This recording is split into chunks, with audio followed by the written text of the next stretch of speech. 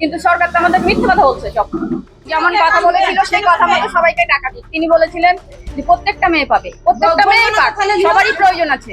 কারণ কায়াল মুনাল যাদের নাম আছে তারাও পাবে, 3টে রুম থাকে তারাও পাবে। কিন্তু টাকা দেওয়ার আগে উনি জানালেন যে মানে এদের ওয়াক থাকুক। আমাদের পৌরসভায় যে ভেরিফিকেশন করেছে তিনি এই কথাই জানিয়েছেন যে এদের এখন দেওয়া হবে না। মে মাস থেকে দেওয়ার কথা ছিল, আমাদের যেহেতু ডিউ পড়ে গেছে পুরো টাকাটা আমাদের দেওয়া হবে। আরেকটা কথা হচ্ছে আমাদের যে 3,000 হবে না, কারণ সবাই তো 9,000 পেয়েছে, আমরা তো কিছুই পাইনি, একবারে তো টাকা ঢোকেনি। যারা চাকরি করে এবং যারা পেনশন পাচ্ছে তাদেরও অন্নপূর্ণা ভান্ডার ঢুকে গেছে।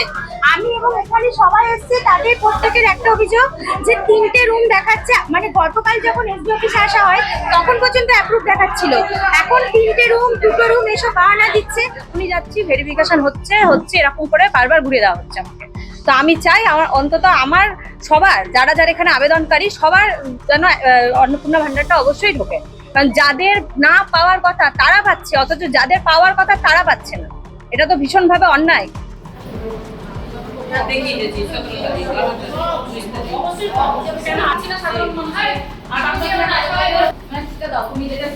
সবাই তো বসেছিল তোমার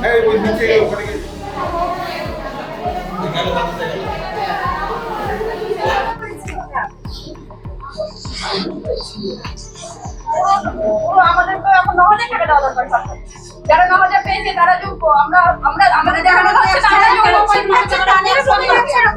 যেমন কথা বলেছিল সেই কথা মতো সবাইকে টাকা দিক। তিনি বলেছিলেন যে প্রত্যেকটা মেয়ে পাবে, প্রত্যেকটা মেয়ে পাক, সবারই প্রয়োজন আছে।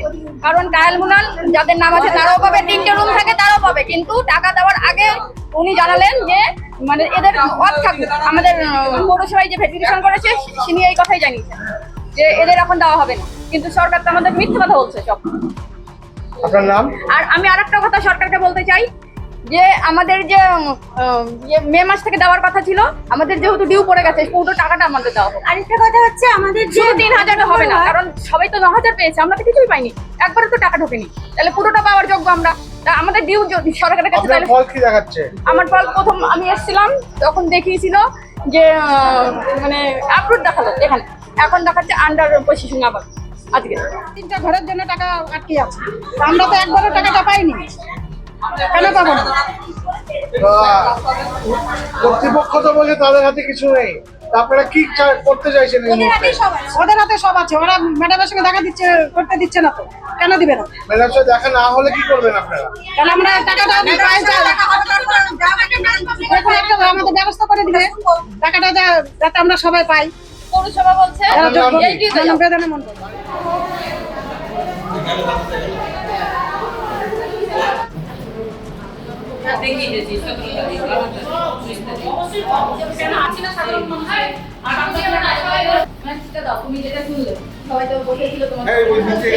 হচ্ছে যে যারা চাকরি করে এবং যারা পেনশন পাচ্ছে তাদেরও অন্নপূর্ণা ভান্ডার ঢুকে গেছে।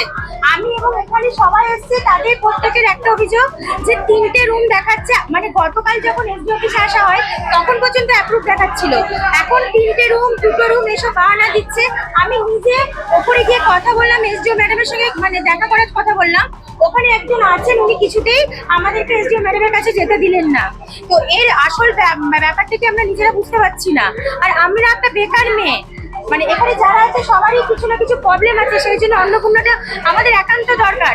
আমি 1 নম্বর ওয়ার্ড থেকে বলছি, আমাদের ওয়ার্ডে মানে ভেরিফিকেশন করলে জানা যাবে যাদের দরকার নেই, যাদের 6টা রুম তারাও 1টা রুম দেখিয়ে পেয়েছে, অথচ আমার নিজস্ব কোনো বাড়ি নেই, আমার নিজস্ব কোনো রুম নেই, অথচ 3-4টে রুম দেখাচ্ছে যে আমার নাকি এটা আরবান এরিয়ার মধ্যে পড়ছে।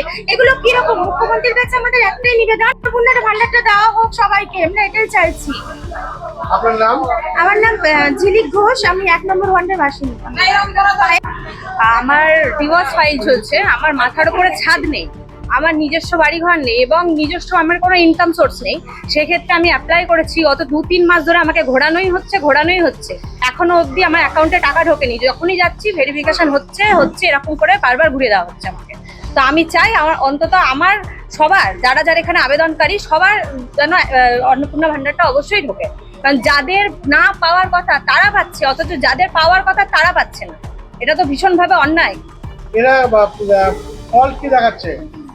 3টে রুম দেখাচ্ছে, আমার এখনো ফার্দার ভেরিফিকেশন দেখিয়েই যাচ্ছে।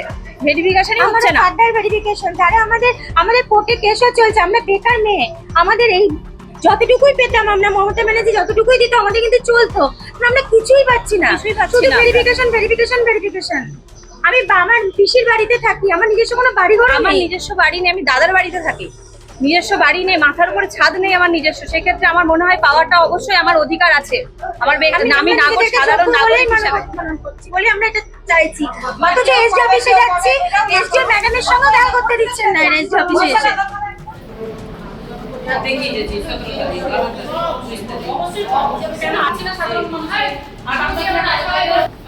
তুমি যেটা শুনলে সবাই তো বসেছিল তোমার হ্যাঁ ওই দিক থেকে ওখানে গিয়ে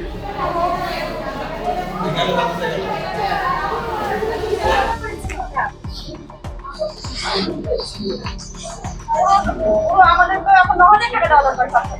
যারা 9,000 পেয়েছে তারা যোগ্য, আমরা আমাদের দেখানো হচ্ছে না, আমাদের ভিডিও ভালো লাগলে লাইক এবং শেয়ার করুন। কমেন্ট সেকশনে গিয়ে জানান আপনাদের মতামত। আরও ভিডিও পেতে আমাদের চ্যানেল সাবস্ক্রাইব করুন এবং প্রতি মুহূর্তে খবরের আপডেট পেতে প্রেস করুন বেল আইকন।